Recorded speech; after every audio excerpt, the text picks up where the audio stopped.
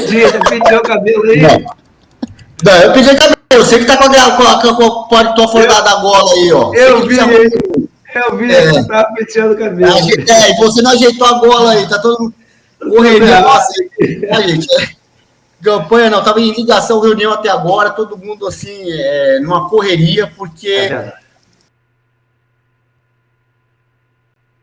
faltam 3 semanas aí pra gente definir o Brasil que a gente quer pro futuro. Então, não pode ficar parado, estamos correndo, mas estamos aqui para fazer o Jornal da Manhã, todo dia. Bom dia, Alain, bom dia, Gustavo, bom dia, Liliane, e bom dia a você que sempre nos acompanha aqui no canal Todo o Poder Emana do Povo.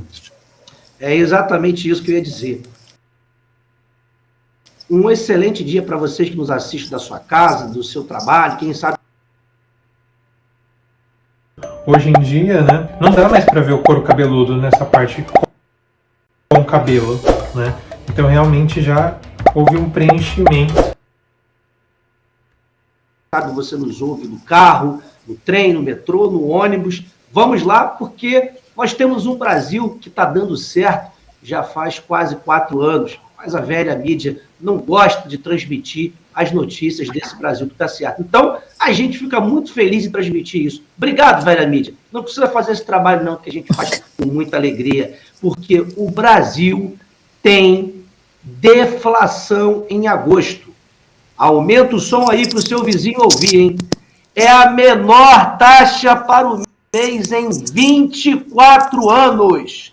Segunda queda de preços consecutiva, faz IPCA acumular alta de 8,73 em 12 meses. O primeiro resultado abaixo dos 2 dígitos desde setembro do ano passado, mostra o IBGE. A redução do preço dos combustíveis resultou numa deflação no mês de agosto. Trata-se da menor variação para o mês desde 1998, mostram dados divulgados nessa sexta-feira pelo IBGE. Gustavo Reis, esse é o governo que está tudo ruim, está tudo caro, ninguém consegue comer, não tem ninguém tem emprego, está tudo ruim no Brasil, né, Gustavo? Segundo a velha mídia. Mas... Bom, eles mentem descaradamente, eles não gostam de passar informação verdadeira para o povo, dizer o que está acontecendo. Quando o presidente do Bolsonaro lá na Bahia falou sobre a questão da fome, que não tinha tanta gente assim passando fome, como a imprensa e a mídia dizia, é porque ele falou do auxílio emergencial, ele falou da ajuda, do apoio que o governo deu para as pessoas e do combate à inflação. Muita gente entrando. Ontem eu vi um tweet sensacional, tinha um movimento em São Paulo que era a favor dos excluídos e não tinha ninguém. Aí uma pessoa escreveu assim, olha, o governo Bolsonaro inclui todo mundo. Exatamente isso. O presidente Bolsonaro inclui todo mundo isso. A gente vê isso na questão, por exemplo, das invasões de terra, da propriedade, onde o presidente passou a propriedade para todo mundo. Esse número da economia... A notícia era tão boa que Gustavo até travou. Canuto, vou passar para você enquanto Gustavo restabelece ali a conexão.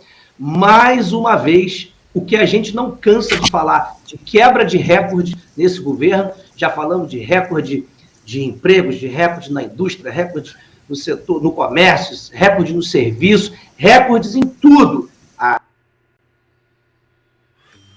Eu sei o que você tá pensando. Fazer uma graduação é maçante, é só um diploma. Mas aqui na Descomplica da Faculdade Digital, eu tenho aula que me prepara para o mercado de verdade. Com uma metodologia diferenciada que só aqui tem. De quem nasceu digital, sabe? Acho melhor você não deixar para o ano que vem. Aproveita as condições.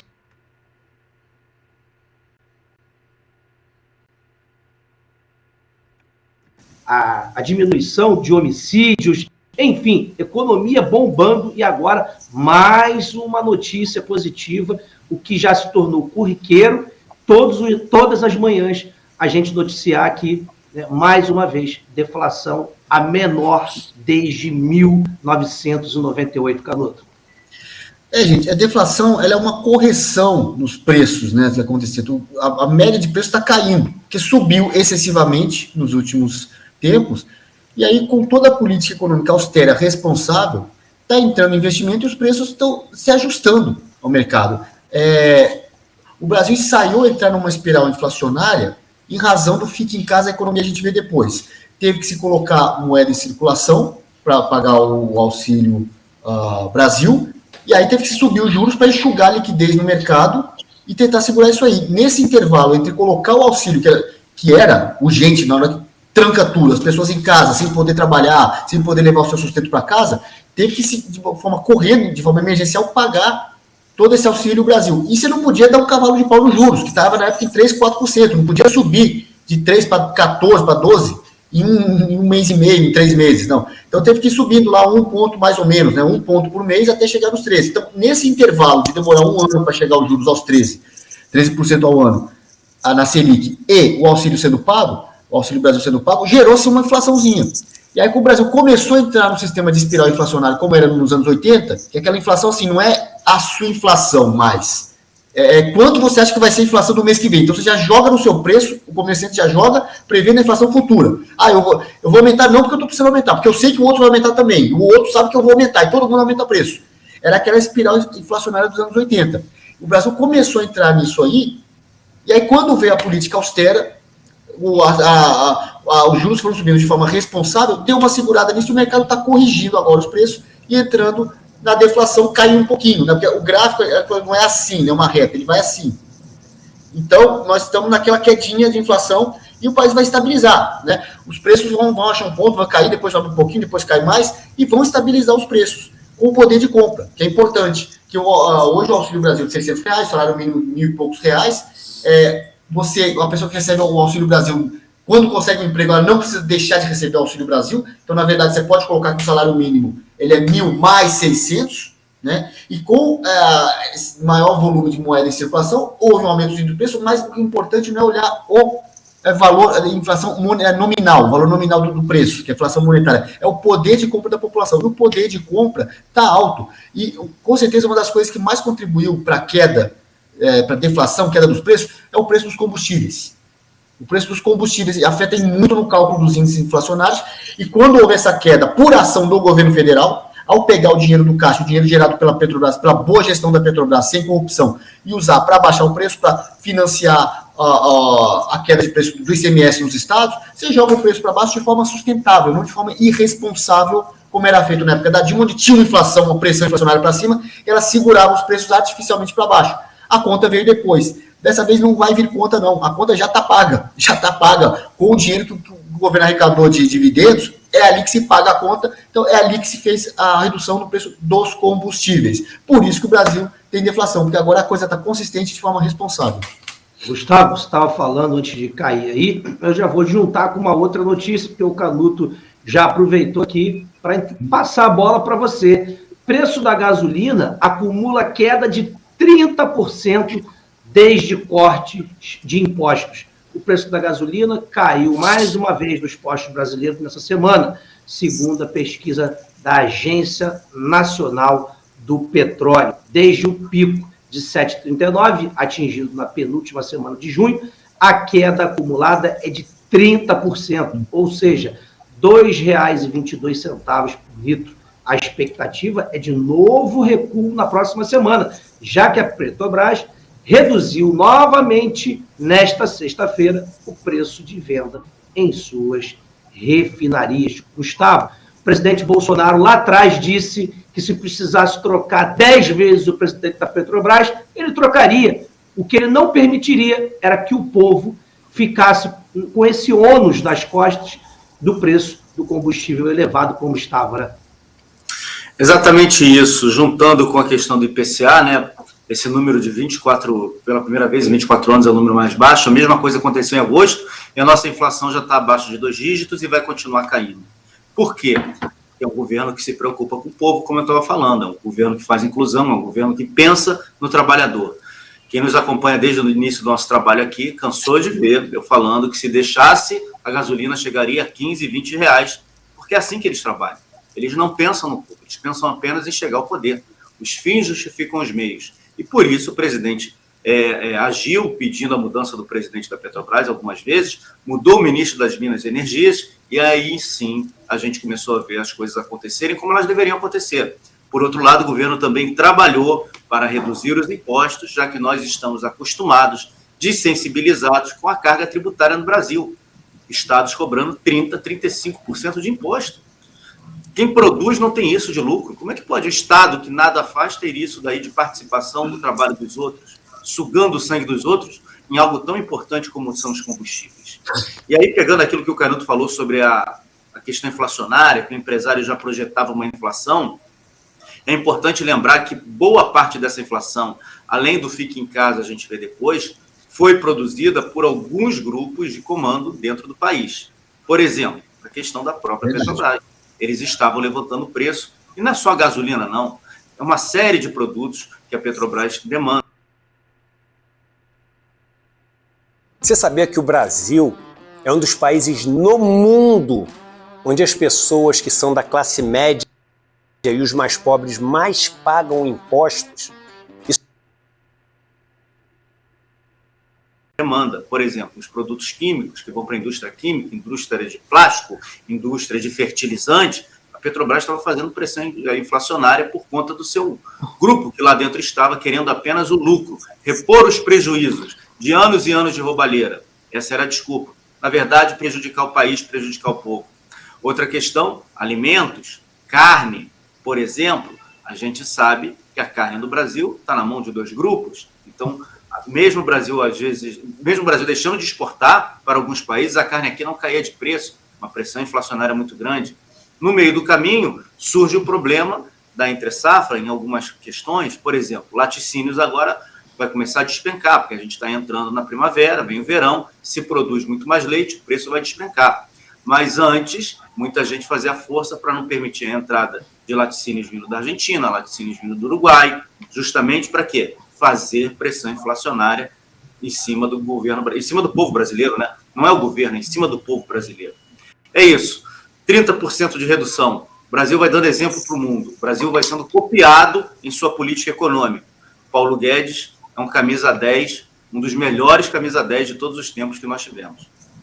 E antes de passar para a Liliane, eu vou juntar a notícia exatamente do Paulo Guedes. Mas antes, eu quero só aproveitar, né, que o Gustavo falou ali sobre a safra, e quero dizer o seguinte: o Conab projeta safra recorde em 2022/2023. Projeções da Companhia Nacional de Abastecimento para a próxima safra indicam a produção de 308 milhões de toneladas de grãos. Os dados obtidos a partir de novas metodologias de cálculo da instituição foram detalhados nessa terça-feira durante a reunião do Conselho Superior do Agronegócio da Fiesp. Segundo Sérgio Desen, diretor executivo da Conab, o levantamento indica bom desempenho na produção de soja, milho e algodão. O executivo comentou a remodelação dos dados da Conab iniciada na gestão da ex-ministra da Agricultura, Tereza Cristina, hoje apresentando evolução em seu formato. A gente costuma dizer sempre que o Brasil é uma terra abençoada, né? A gente está falando aqui de mais uma safra recorde, mas a gente também precisa destacar a competência, né, sobretudo da ministra Tereza Cristina, que é alguém que tem um grande know-how, né, na área, e, claro, deixou um país no setor do agro muito bem organizado, e hoje nós estamos vendo essa organização trazendo frutos, né, de maneira que o Brasil é esse grande celeiro que vai alimentar o mundo. Liliane, a notícia que eu queria ler, porque o Gustavo já rolou a bola para você do Paulo Guedes, é o seguinte: Paulo Guedes promete acabar com o IPI se Bolsonaro for reeleito. O ministro participou de 2 eventos em São Paulo nesta quinta-feira. No primeiro, na Associação Comercial de São Paulo, o economista defendeu a política do governo Jair Bolsonaro na Amazônia e prometeu que, em caso de reeleição, o imposto sobre produtos industrializados será extinto. Abre aspas para o ministro. A Amazônia, ao invés de viver de crédito e de IPI, que é um imposto perverso, ela deveria viver de crédito verde. Ela vai viver de fazer o maior centro de bioeconomia do mundo. Ela vai viver justamente de créditos verdes, da preservação de recursos ambientais. 100 bilhões de dólares é o cálculo anual. O Brasil deve ficar entre 15 ou 20 bilhões de dólares. Isso é muito mais do que qualquer IPI possa dar para o desenvolvimento dessa região. Vamos levar para lá o seguinte: a Tesla faz carro elétrico? Ótimo, então vai fazer lancha e carro elétrico na Amazônia, porque não polui. A Amazon não é uma empresa de logística gigante digital? Bota na Amazon, bota na Amazônia. Vamos dar isenção de imposto de renda de 30 a 40 anos. O ministro negou que tenha adotado medidas políticas com objetivo eleitoral, no caso da redução do ICMS dos combustíveis. Mais tarde, Guedes participou de um evento do setor automobilístico e automóvel business, onde exaltou a política econômica do governo e declarou que este é o melhor momento fiscal do país. Abre aspas.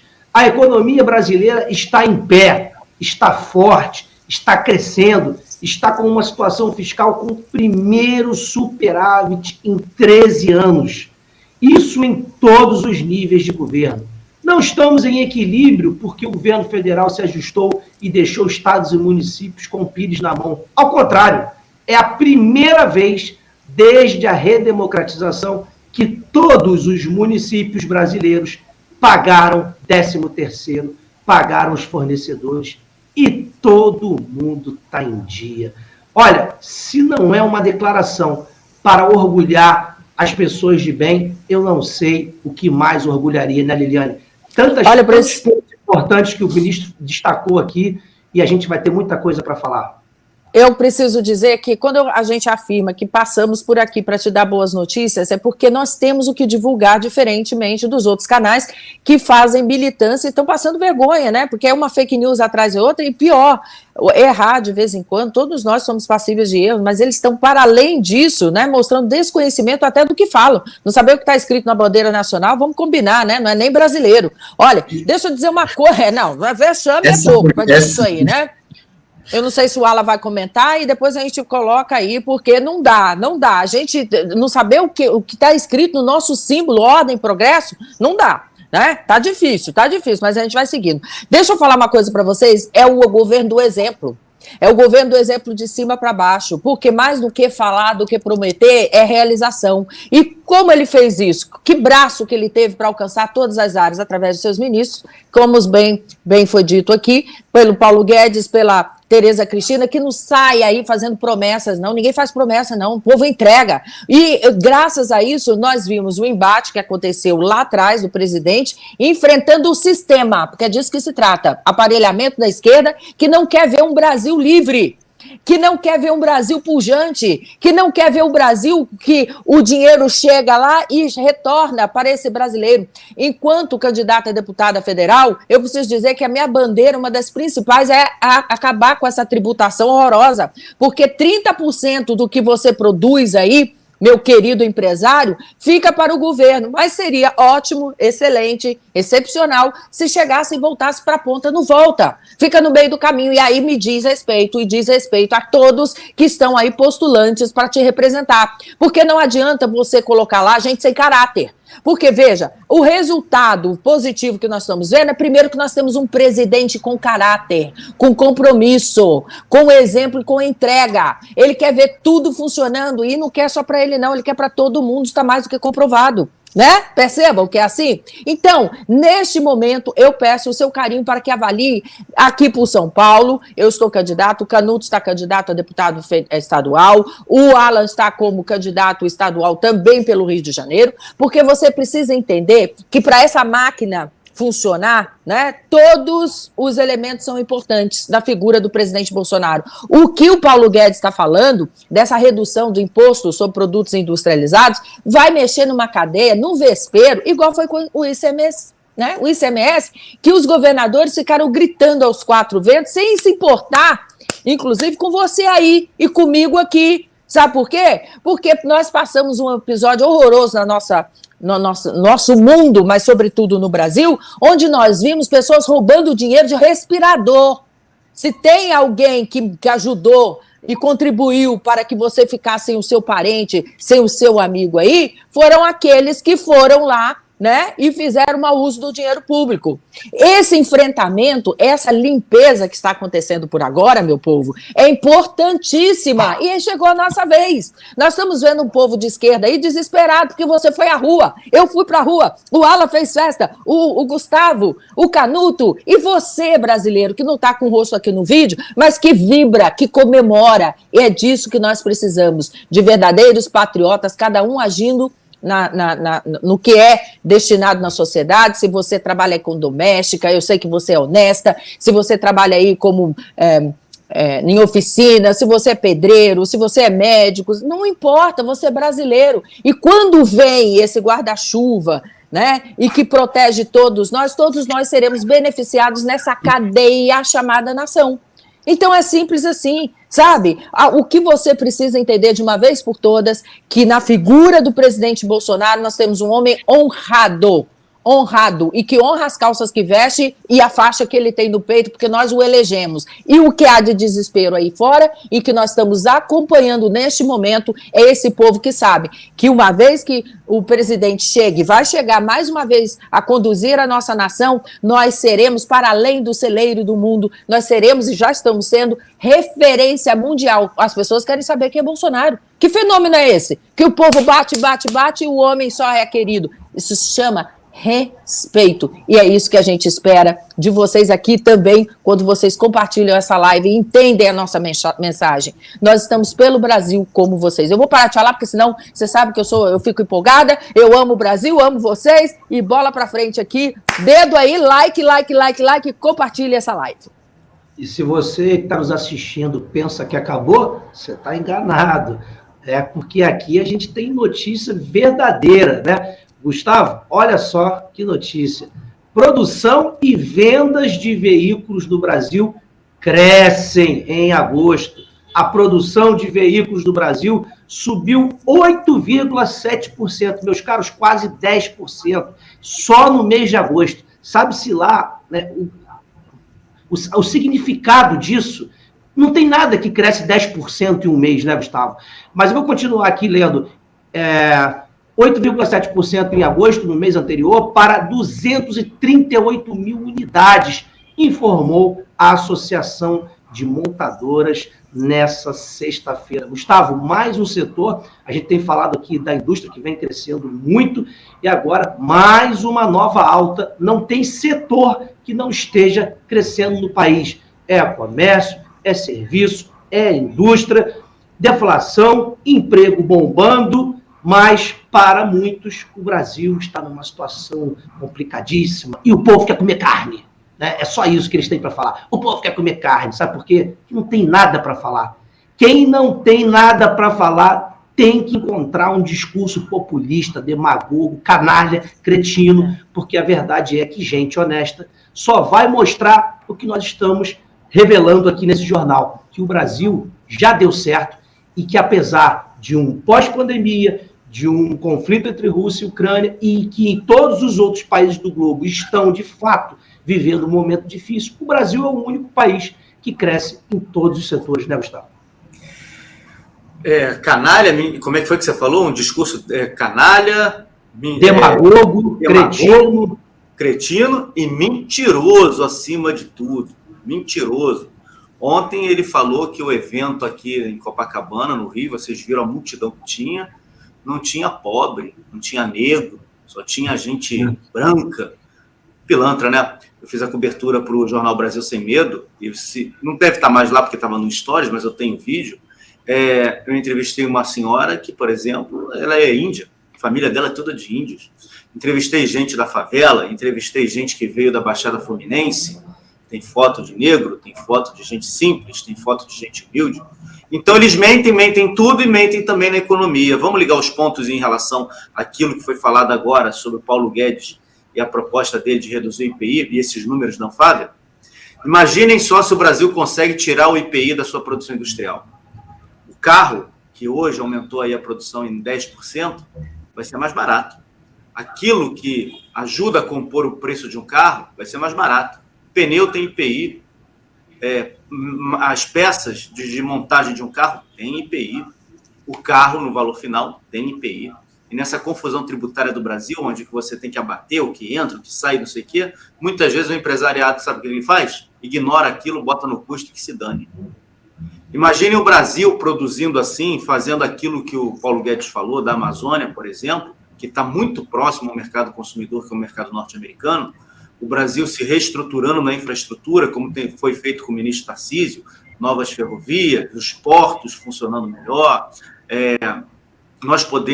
o Brasil podendo, né, o povo brasileiro podendo, o país podendo produzir na região sudeste, na região sul, no centro-oeste, e colocar esse produto na região norte, e da região norte ir para o maior mercado consumidor do mundo, que é o mercado norte-americano, através dos acordos bilaterais procurados pelo Paulo Guedes. O Paulo Guedes fala essa frase, eu já falei aqui para vocês, a pessoa que mais bem prevê o nosso futuro, que mais acerta nas análises econômicas e políticas, é o próprio Paulo Guedes. E ele diz que o Brasil está condenado a crescer. E é isso mesmo, o Brasil está condenado a crescer, não tem jeito. Nós cresceremos. Por mais que todos tentem fazer contra o Brasil, nós cresceremos. A gente só não tem números melhores agora porque houve uma interferência direta do Supremo Tribunal Federal, proibindo a redução de IPI em uma série de setores. Há uma interferência direta desse grupo político que não aceita a vitória do presidente Bolsonaro, prejudicando o país. Nós ainda não conseguimos fazer reforma tributária, reforma administrativa, reforma política. Imagina quando tudo isso passar no segundo governo. Esse país decola, nós explodiremos. Nós, quem é da minha geração, quem é até um pouco mais velho, vê os Estados Unidos como um país rico, um país grande, um país pujante, mas se você buscar na história dos Estados Unidos, antes da Segunda Guerra Mundial, os Estados Unidos tinham muita pobreza, não era um país de milionários. Quando acaba a Segunda Guerra, o desafio, e o Paulo Guedes fala isso, do governo americano, era colocar um frango na mesa de cada família americana uma vez por semana. Uma vez por semana. Olha o que os Estados Unidos é hoje. Os Estados Unidos hoje é uma potência, sua população vive muito bem.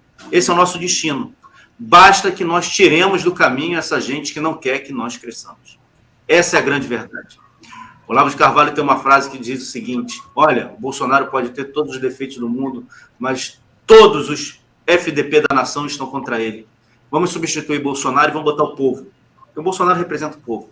E o que a gente viu, a repercussão do 7 de setembro, o que a gente vê esse país crescendo, o discurso do presidente Bolsonaro quando ele fala de tudo aquilo que ele fez para o país e vê como todos os outros agem, o Olavo tem razão.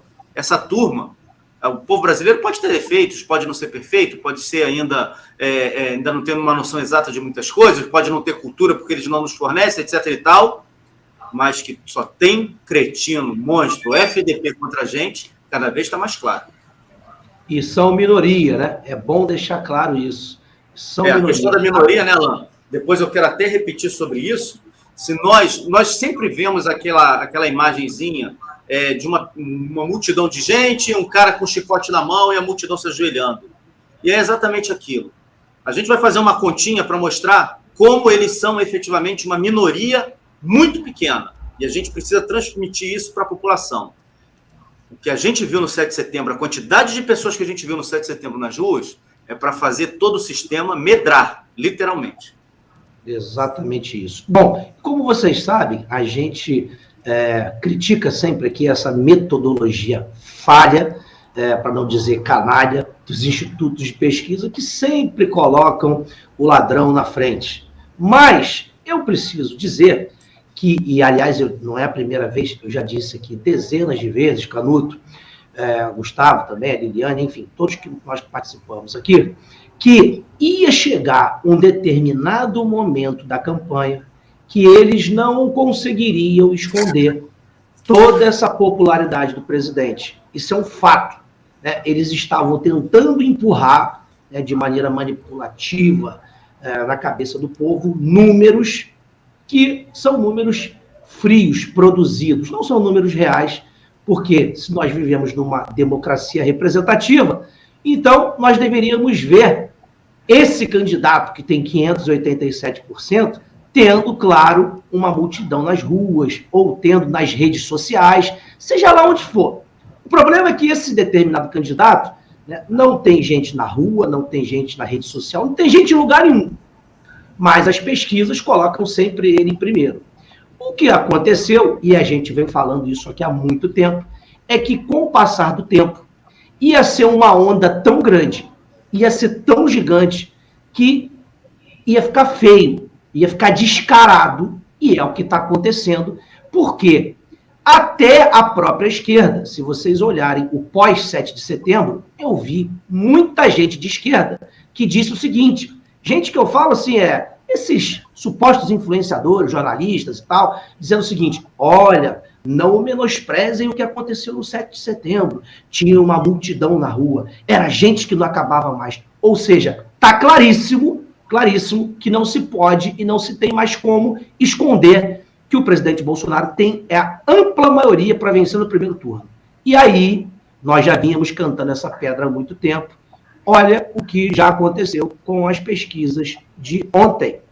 Bolsonaro dispara com 6 pontos de vantagem sobre o ladrão e lidera a corrida presidencial acima da margem de erro, diz pesquisa.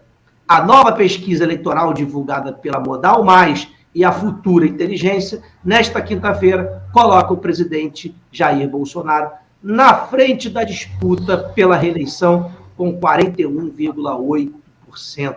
Na sequência, vem o ladrão com 35%. Agora eu vou ler uma outra notícia do Poder 360. Espera aí que eu vou achar... Esse instituto, eles falam, Alan? Esse primeiro instituto aí, eles falaram qual é esse instituto que deu 6 pontos de vantagem? Sim, não é o Datafolha. Não é. Mas Modal Mais. Pesquisa Modal Mais, né? Modal Mais. E a Futura também. E saiu a Paraná Pesquisas também, que eu estou procurando aqui para passar para vocês, mas daqui a pouco eu vou passar enquanto os meus colegas comentam, porque a Paraná Pesquisas também deu o mesmo percentual para o presidente Bolsonaro acima do ladrão. Volto a dizer, não é que nós acreditamos essas pesquisas. Todo mundo que acompanha nosso jornal sabe que a gente sempre criticou, mas é para enfatizar que está claríssimo que não se pode mais esconder no Brasil, não tem como mais esconder que o presidente Bolsonaro é a única via. E eu sempre disse aqui, quem acompanha sabe disso, o Lula não é adversário do Bolsonaro, sempre falei isso. O único adversário do Bolsonaro no Brasil chama-se sistema. Lula não é adversário. O Lula não tem 15% do eleitorado. Sempre falei isso aqui. E agora está ficando claro nas pesquisas que estão provando, né, ou estão se rendendo, melhor dizendo, para não passar a vergonha que foi em 2018, quando há uma semana da eleição eles diziam que o Haddad ia ganhar e depois passaram aquela vergonha. Canuto, como é que você enxerga todo o sistema sendo obrigado, depois do 7 de setembro, a reconhecer essa grandiosidade que é o apoio popular do presidente do Brasil e no mundo, diga-se de passagem, porque em qualquer lugar que ele vai no mundo tem sempre milhares de pessoas nas ruas. Isso aí já era esperado, esse ajuste das pesquisas, eles fazem isso sempre, né? Aquele discursinho deles, a pesquisa é o retrato do momento. Só que o momento de 6 meses antes da eleição, você não tem como tirar a prova. O momento do dia da eleição tem. E não adianta eles chegarem na véspera da eleição e dar um arranque lá de 10, 15%, sobe 10 um, cai 15 o outro, que fica feio. Apesar deles fazerem isso muitas vezes, e de muitas vezes eles errarem. Eles erram. Chega lá na pesquisa de boca de urna, a pesquisa de boca de urna é feita no dia da eleição e divulgada após o fechamento das urnas. Hoje não tem mais muito sentido que se o resultado sair em 2 horas, você não tem para quê, uma pesquisa sai quando fecha a urna e logo na sequência vem o resultado da justiça eleitoral. Mas antigamente, quando demorava uma semana, vários dias contando os votos, então, para aplacar a ansiedade das pessoas, para ganhar audiência, ganhar clique, ter algo para comentar, fechava as urnas, eles soltavam a pesquisa de boca de urna, iam comentando com base na pesquisa até sair o resultado. E várias vezes essas pesquisas de boca de urna erraram feio, assim, em mais de 10, 15%. Vou citar alguns exemplos. Na última eleição, 18, Witzel no Rio de Janeiro, erro foi feio. Romeu Zema em Minas Gerais, o erro ali também foi feio. Teve um erro em Porto Alegre, acho que na prefeitura lá também, com a Manuela Dávila, o erro foi feio também, deram um número muito maior de votos que ela teria. Em 14, no primeiro turno de 14, deram que o Aécio ia ter 20%, ele teve 32% no primeiro turno. Foi um erro, assim, absurdo, né? E se a gente for voltando na história, vai achar vários exemplos desses erros. O primeiro que eu me lembro ainda, que quando eu comecei a entender o que era política, né, comecei a acompanhar, foi a eleição de 1985 para prefeito de São Paulo. Todos os institutos de pesquisa dizendo que Henrique Cardoso ia ganhar a eleição. Ele sentou na cadeira de prefeito, tirou foto, né? Eu já era dado como prefeito eleito. Eu lembro que a única pesquisa feita na época foi da Jovem Pan. Naquela época você não tinha que registrar pesquisa antes, na Justiça Eleitoral, era só fazer a pesquisa, né? Não tinha que ter instituto de pesquisa registrado, qualquer um fazia. A Jovem Pan foi a única que falou, não, o Jânio Quadros vai ganhar. O Jânio Quadros ganhou a eleição, desmontando todos os outros institutos de pesquisa, e o Jânio, com aquele espírito dele, né? Depois que ele ganhou a eleição, o Fernando Henrique sentou na cadeira, quando ele tomou posse, primeiro ele pegou o desinfetante, desinfetou a cadeira de prefeito, para depois sentar, né? E os institutos erram na boca de urna. E qual que é a desculpa deles? O eleitor muda de voto depois que fala com um entrevistador. O voto envergonhado, que as pessoas não querem falar. Todo tipo de desculpa que eles inventam para essa margem de erro, para esse erro de 15%. Então a margem de erro não é 2, é 15. Se eles estão errando por 15, a margem de erro deveria ser 15. Deveria ser mais honesto falar que é 15 e não falar que é 2. Mas aí vem com esse monte de falha, de desculpa, né, para a falha deles. Olha, se essa diferença de 10%, 15% acontece com frequência, se a quantidade de eleitores que não revelam o voto para o entrevistador, tem muita gente que não quer responder pesquisa, não quero 10 minutos falando com o entrevistador, ou não atende telefone do número desconhecido. Essas pessoas votam, só que elas não estão medidas, é uma parte da sociedade que não é medida para esses institutos. Né? Se a quantidade de pessoas que muda de voto, que mente, ou que muda de voto depois de falar com o entrevistador é tão grande, e as pesquisas não são capazes de detectar esse fenômeno, que acontece com frequência e numa escala significativa, se a metodologia deles não consegue pegar isso, então a metodologia é um termômetro quebrado, é falha, não serve para medir a realidade. A metodologia das pesquisas não serve para medir a realidade. É aquela coisa, você está com febre, precisa medir a febre, só tem esse termômetro quebrado. Mas eu estou ansioso, eu preciso de um número, deixa eu medir com o termômetro quebrado mesmo. Ele vai te rapidinho o resultado. Mas você confia naquele resultado? São as pesquisas. Você está ansioso para saber o resultado da eleição, que muita gente está, aí você salta lá, nova pesquisa saiu, quem subiu, quem caiu. As pessoas clicam, isso dá audiência. Por isso que a velha mídia continua soltando pesquisa. Primeiro, porque dá audiência, e segundo, para pautar o debate. Toda hora você vê um analista, cientista político, não, porque, segundo as pesquisas apontam o Lula em primeiro lugar, e em razão disso, se eles começam a análise em cima da pesquisa, tudo que fala depois é baboseira, tá tudo errado. É como aquela, você vai resolver uma conta de matemática, equação. Se você errou da primeira para a segunda linha, tudo para baixo tá errado. Aí o x tem que dar 7 e o x tem que dar 4.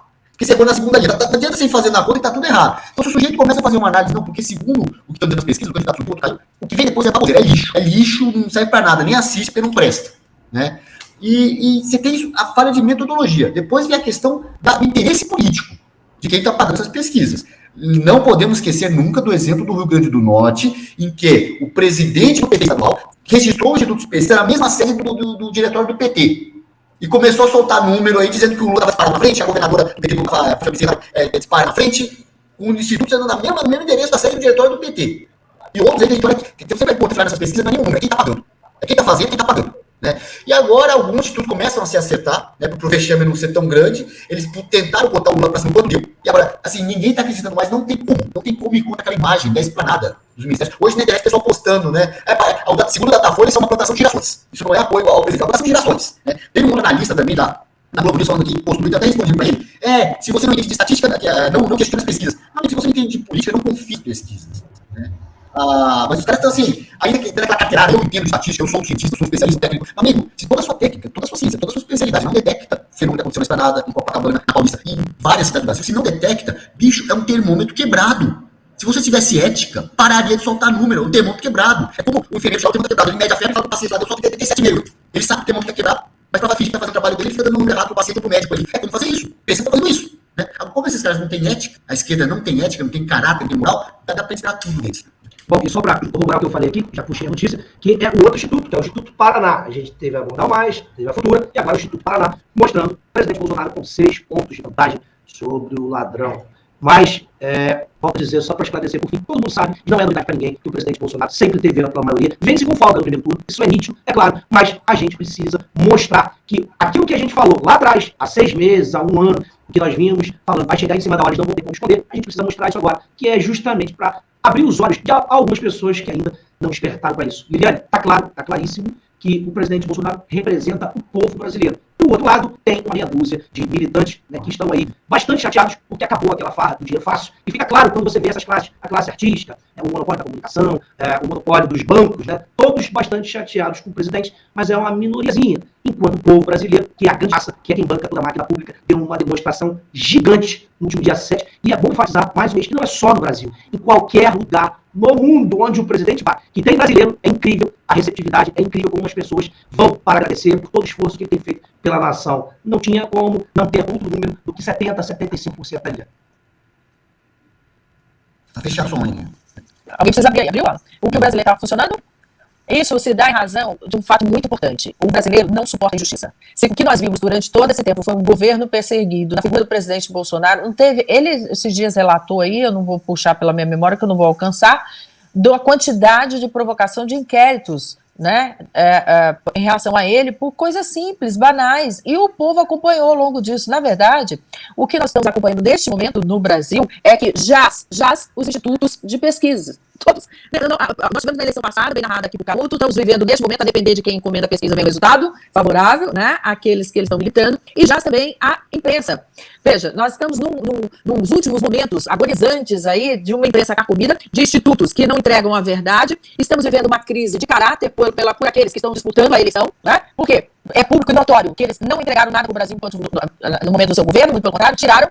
Mais ainda, essa desonestidade intelectual que é visto por todos nós em vários setores. Por quê? Quando você advoga em favor daquele que rouba, pra mim você tem o mesmo traço de caráter daquele que você defende. É por isso que nós chegamos aqui. Eu, o Alan, o Canuto, o Gustavo, e você aí do outro lado. Eu vejo os comentários, mais de 212 milhões de brasileiros acordaram, mas ainda tem aqueles que advogam em favor do outro lado. Claro, aqueles que foram diretamente beneficiados por essa máquina, que trabalha em favor do Brasil e que atendia bem poucos. Então, esses ficarão à margem da sociedade, sim. É um momento de civismo, mas, sobretudo, enxergando o que precisa ser extirpado da nossa sociedade. Né? Nós precisamos entender de uma vez por todas e que fique muito claro que hoje, entre empresários, banqueiros, cidadãos comuns, como eu e você aqui, que a gente acrescenta muito no nosso país, o que a gente deseja é ter liberdade de trabalhar, de produzir e usufruir daquilo que a gente vive e daquilo que a gente produz. Mas não é isso que eles fazem por lá. Então, de uma vez por todas, o que era, no passado, um agente influenciador dos seus desejos, eu quero dizer, inclusive, das grandes mídias lá, através das propagandas, etc e tal, mas já enxergamos, além disso, graças a tudo isso que está acontecendo agora, dessa transmissão aqui ao vivo, que quem manda na gente, quem rege o nosso país é, sim, a nossa vontade, o nosso caráter. Eu tenho que bater toda hora nessa tecla, porque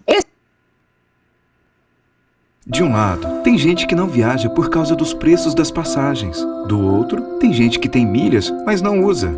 E aqui tem gente que resolve isso em 1, 2, 3. 1, 2, 3...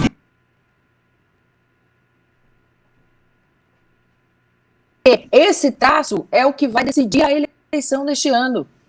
Aquele que depositar seu voto e verbalizar, ainda tem direito a um voto vergonhado do outro, né? Porque tem que ter vergonha na cara para assumir. As pessoas que não têm vergonha na cara assumem que vai votar em quem é contra o Brasil. Os inimigos foram todos reconhecidos, gente. Nós já sabemos quem é quem em todos os setores da sociedade. Então é disso que se trata. O gigante acordou, pesquisas eleitorais que influenciavam aqueles votos indecisos ali, que ficavam no meio do caminho, etc e tal, já foi também passado ali, porque eles trabalham a depender de quem paga. E essa imprensa que está fadada ao sepultamento. Nós já soubemos, inclusive, que grandes redes estão demitindo seus funcionários por desonestidade intelectual. Fake news foi algo que eles inventaram para esconder a verdade. Porque aqui, nenhum de nós, foi acusado de fake news. Sabe por quê? Porque a gente fala a verdade, mas eles constroem uma narrativa, né, e vem através dos canais tentar prejudicar o alcance muitas vezes. Por isso que eles pedem aí o seu compartilhamento, o seu joinha, para que nos ajude, para que outras pessoas possam ser alcançadas. Esse é um momento também para comemorarmos, tá? É um momento para comemorarmos porque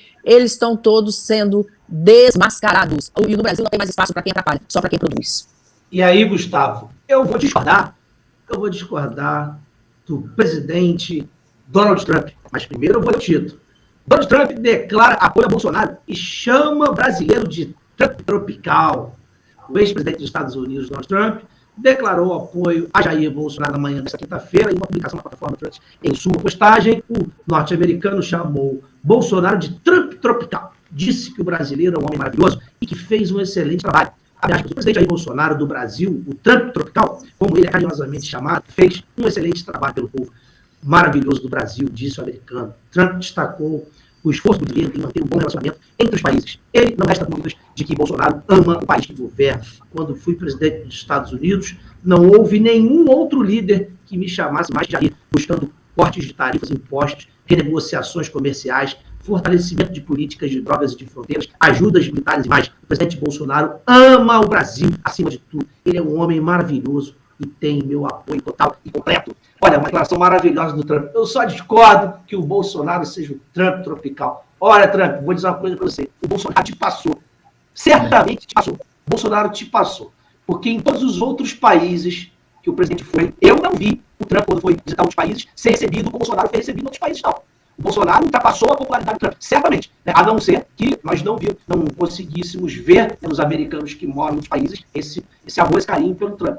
Mas, na minha avaliação, o Bolsonaro já superou o Trump na questão da popularidade. Mas achei muito legal, muito importante, inclusive, essa fala dele, onde ele pontua que o presidente era, na época que ele foi presidente dos Estados Unidos, o líder que mais o procurava, tentando melhorar as relações comerciais, diminuir tributos, enfim, é isso que a gente espera de um governante, né, Gustavo? Que ele governe para o povo. E o presidente Bolsonaro nunca falou isso. Veja, como ele não é um populista, não é um demagogo, ele poderia usar isso, nunca usou. E agora o presidente do principal país do globo vem e faz uma declaração como essa, provando que Bolsonaro, de fato, é alguém que está preocupado com o seu povo. E é por isso que ele recebe o carinho e o reconhecimento no mundo inteiro. Antes da notícia, eu já tinha falado atrás sobre isso. Mas eu gosto de enfatizar, Bolsonaro ultrapassou as fronteiras do nosso país. De fato, ele é hoje, sem dúvida, o maior líder do Congresso.